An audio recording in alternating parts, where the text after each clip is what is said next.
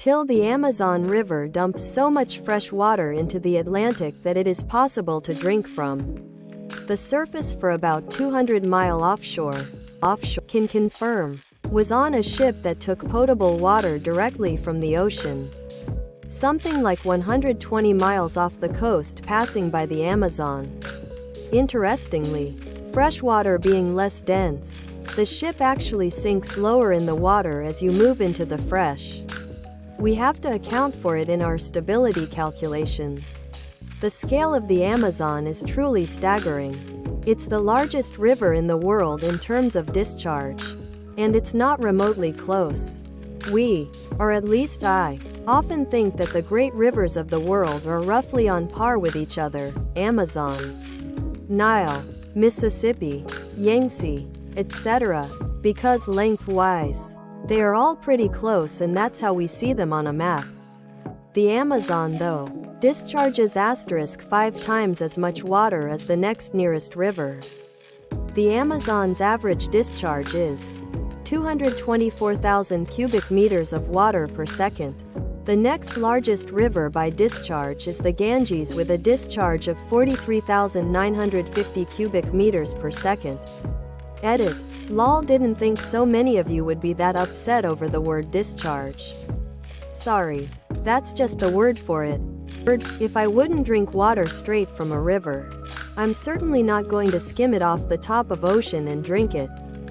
I wonder if historical settlements at the river's outlet didn't realize that most of the ocean wasn't safe to drink for a really long time. This is such an interesting tidbit. I'm curious how the fresh water from the river stays so distinct from the salty ocean water. 200 miles offshore and still drinking Amazon Prime, with free delivery.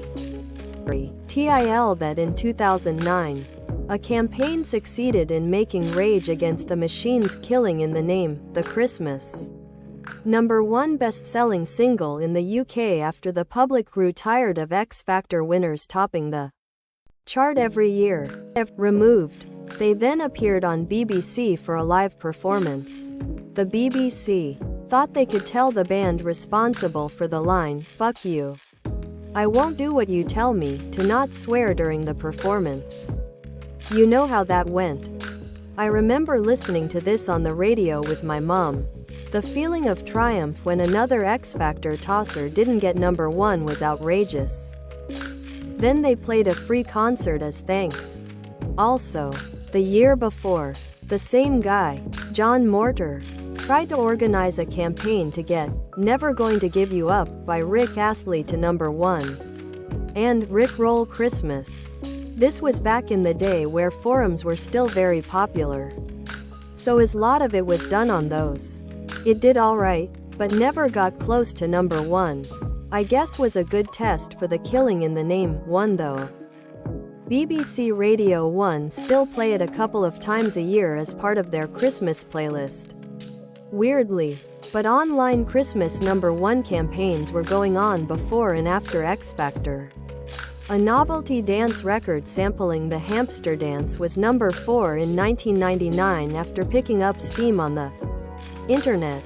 Till Sir Paul Nurse, English geneticist and Nobel Prize winner, had his application for a US green card rejected due to the short-form UK birth certificate which he submitted not naming his parents. When he applied for a full birth certificate, he discovered that his sister was actually his mother. This used to be a common result of teen pregnancy. Same thing happened to Jack Nicholson. Found out later in life that who he thought was his sister was actually his mother. Knew a lady that did this because she was raped and had a kid from it. She couldn't bring herself to raise the kid because of the circumstances, and her parents raised the kid instead. Same with Jack Nicholson. His sister was actually his mother. His grandmother wanted to hide the shame of her daughter being pregnant out of wedlock, so when Jack was born, his grandmother claimed him as her own child and so raised both his mother, June, and him, Jack, as her kids. He found out only after both his sister, mother, and his mother, grandmother had both passed. UK. My father was brought up by his grandparents who pretended to be his parents. It was 1933 and they wanted him to avoid stigma of being illegitimate and his mother having a child out of wedlock. They doted on him thankfully. Similar thing happened to singer Bobby Darin. He was raised believing his grandmother was his mother and his actual mother was his sister.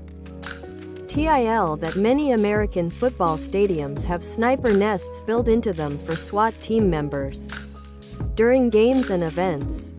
Not gonna let Bane do it again.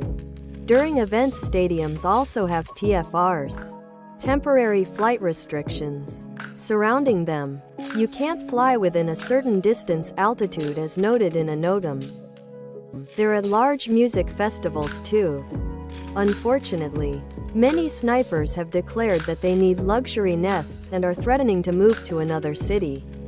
Cash-strapped city governments struggle to float bond issues to build new stadiums with luxury sniper nests. But they can't put a tracker in the ball for first downs? Question mark. Many commercial billboards, some with Fanta ads, surrounding Seoul have massive anti-aircraft guns that the operator sits inside. They live behind these billboards located on the mountain ranges. Usually young men with families that are doing the mandatory military service.